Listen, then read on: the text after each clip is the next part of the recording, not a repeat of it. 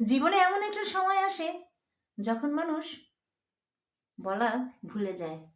যখন সে সবকিছু সহ্য করতে শিখে যায়, একা থাকতে শিখে যায়, তখন সে এটা বলাই ভুলে যায় যে আমি এটা করব, ওটা করব, অমুক কি ভাববে?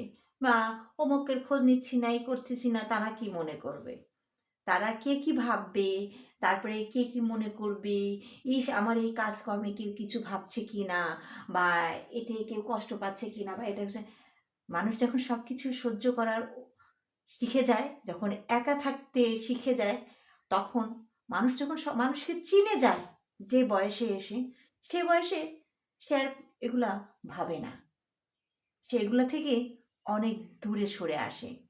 কে কি বলল, কে কোথায় কি ছড়ালো, কি হলো, কার কি মনে আসলো, তার সম্পর্কে কে কি ভাবলো, এই জিনিসটা সে ভুলেই যায় ওই বয়সে এসে।